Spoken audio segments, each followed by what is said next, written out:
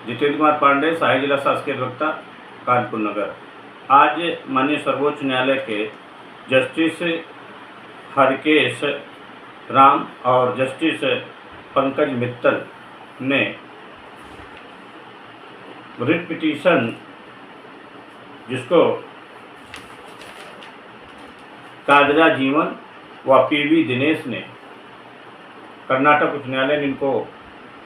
सज़ा सुनाई थी।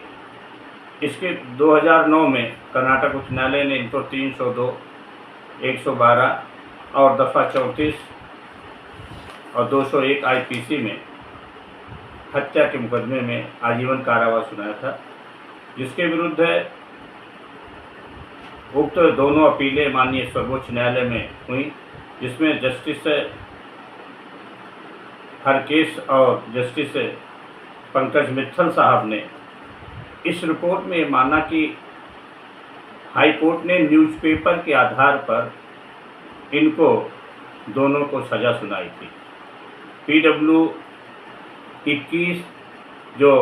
कन्नड़ के अखबार के संवाददाता थे, उप संपादक थे, उन्होंने भी जेल में जा कर के इन लोगों से इनके इंटरव्यू लिए थे और जुडिशियल कन्फेशन के आधार पर इनको सेशन न्यायालय ने सज़ा सुनाई। उसके बाद हाई कोर्ट में इनकी सज़ा कन्फर्म हुई। माननीय सर्वोच्च न्यायालय ने लक्ष्मी शेट्टी बनाम स्टेट ऑफ तमिलनाडु जो 1988 में जजमेंट हुआ, उसके आधार पर समाचार पत्र साक्ष्य में ग्राह्य नहीं है और समाचार पत्र को साक्ष्य के रूप में प्रस्तुत नहीं किया, क्योंकि एविडेंस एक्ट की धारा 78(2) में आरोप साबित करने के जो प्राविधान दिए गए हैं, उसमें जो साक्ष्य अधिनियम की धारा 81 है, उसके तहत कोई भी समाचार पत्र जो अखबारों में छपता है उसको साक्ष्य के रूप में पढ़ा नहीं जाएगा।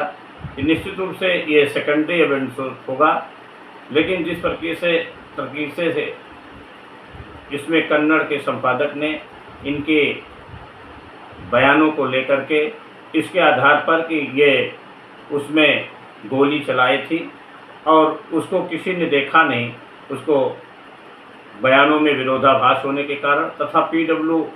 जो अभियुक्त नंबर 8 था, उस अभियुक्त नंबर 8 उस समय ड्राइवर थे। इन दोनों को साक्ष्यों को संदिग्ध पाते हुए सिर्फ अखबारों के आधार पर इनको दोनों को दोषी करार दे दिया। इस पर क्योंकि इसमें 40 गवाह गुजरे थे, इस पर माननीय सर्वोच्च न्यायालय ने माना कि न्यूज़पेपर समाचार पत्र में जो साक्ष्य होते हैं, जो एविडेंस छपते हैं, वो एविडेंस में ग्राह्य नहीं है, उसको पढ़ा नहीं जा सकता है। और इस प्रकार जो माननीय उच्चतम उच्च न्यायालय ने गलती की थी कर्नाटक के, उसको उन्होंने कहा कि ये उनकी भूल है, साक्ष्य में न्यूज़पेपर ग्राह्य नहीं। न्यूज़पेपर पढ़ना और न्यूज़पेपर न पढ़ना, इसमें दोनों में उन्होंने भिन्नता बताई कि न्यूज़पेपर कोई सही समाचार नहीं दे सकते हैं और अगर देते भी है तो साक्ष्य में पठनीय नहीं होंगे। इस प्रकार माननीय जस्टिस सुप्रीम कोर्ट ने लक्ष्मी शेट्टी के जजमेंट को सर्वोच्च मानते हुए और इन दोनों को जो अभियुक्त गण थे, आरोपी कादरा जीवन और BS दिनेश को 302, 112 दफ़ा 34 आईपीसी में बरी कर दिया और कहा कि ये एविडेंस एक्ट में जो धारा 78(2) और धारा 81 है, उसके तहत ये साक्ष्य में ग्राह्य नहीं होगा। मित्रों, निश्चित रूप से हमें एविडेंस एक्ट की धारा 78 और 81 को गहनता से पढ़ने के बाद ये लगता है कि साक्ष्य किस तरीके से हमें प्रस्तुत करना चाहिए और उसके आधार पर कौन साक्ष्य मान्य होगा, कौन अमान्य होगा, इस पर भी हमें जानकारी रखना चाहिए। मैं अपने YouTube चैनल के माध्यम से आज आपको ये जानकारी दे रहा हूँ। मेरा चैनल आगे लाइक करें, सब्सक्राइब करें। धन्यवाद।